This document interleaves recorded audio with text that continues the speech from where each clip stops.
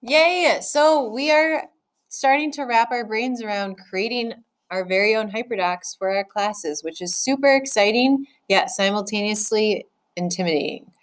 So there are a few different things that you will want to do in order to successfully create a hyperdoc. Yeah, so before you even start it, you need to really process through all of these things. And personally, I needed to look through different hyperdoc examples to really kind of help myself understand what they looked like, but then also how I wanted to augment them for my own lessons. Right. And then I was looking at here's what I need to do in my class in order to make sure my students understand what's going on in the unit. And, how do I get there using this kind of tool and format?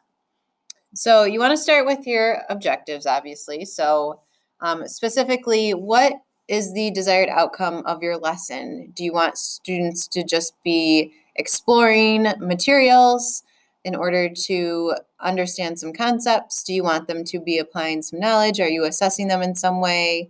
You have to kind of determine those things. Yeah, and as corny as it is, your objective shouldn't be, I want students to use a hyperdoc. You have to be more specific than that when creating it.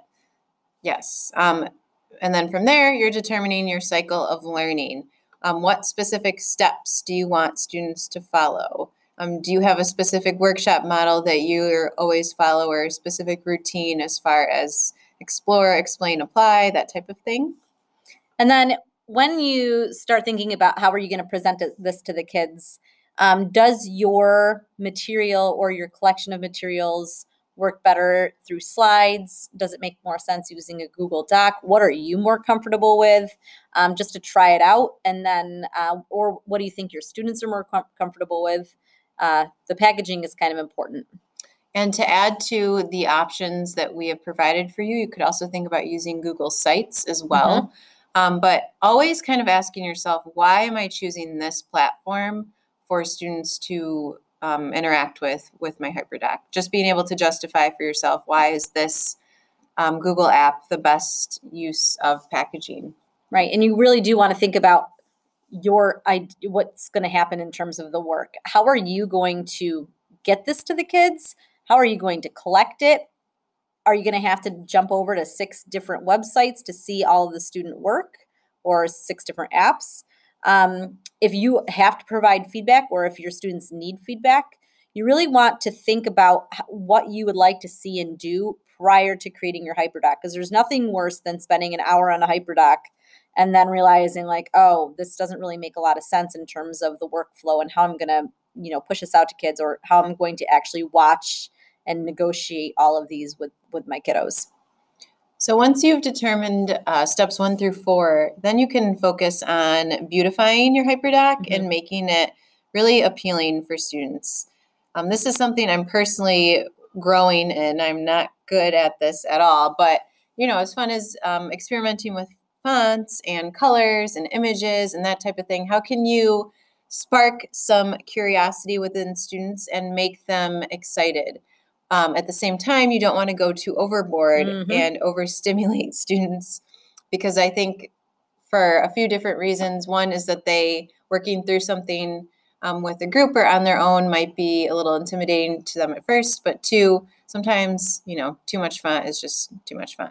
Well, and the other thing is too, you don't want to spend so much time in the design of it that you have more hours in that than anything else. Because sometimes if you are oh my gosh, that took me 3 hours to do, and then you look at it, was because you were farting around with how many fonts you're going to have or what colors you're going to do. You don't want to get too overwhelmed with the design aspect that you talk yourself out of it in the future, if that makes sense. Yeah, it does. So we do have some hyperlinks here. The one is this one, the how-to hyperdocs. That was, if we look at this slide, this piece here, the thorough explanation. Really, if you want to watch a little bit more there, these ladies are insane. The Hyperdoc girls, they really can walk you through, and they have a lot of resources and examples that you can choose from. And by watch a little bit more, I believe it's an hour and a half. It's yeah. Crazy. So with all the time you have on your hands, feel free, but it is actually pretty useful. The other link that we have is the Hyperdoc checklist, which we mention a few times, I think, throughout this series, in which you have your SAMR model, and the DOK, critical thinking model.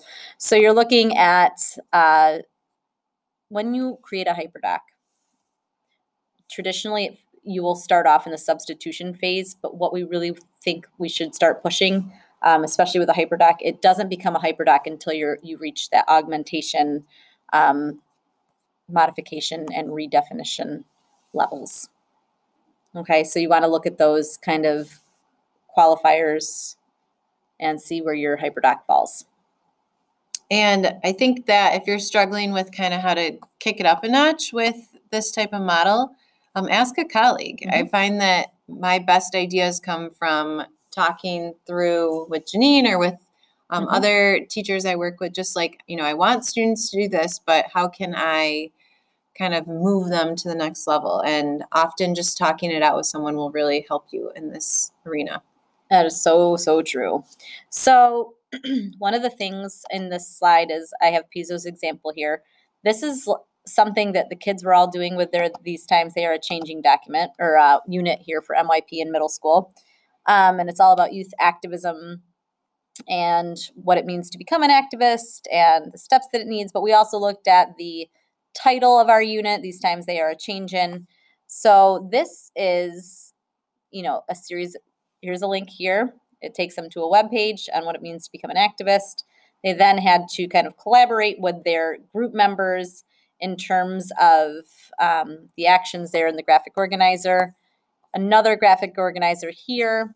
And again, they were working with groups, so they had to approach all of these tasks talking with each other.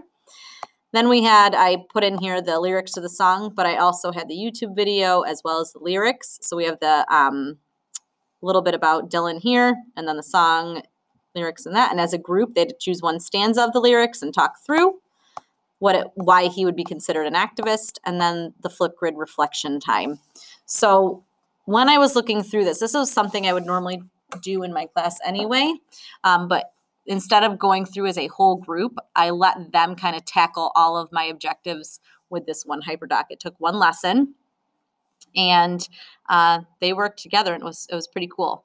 Now, when I started thinking about it, I'm like, oh my gosh, is this just a Hyperdoc that just has it's like a worksheet, a substitution model?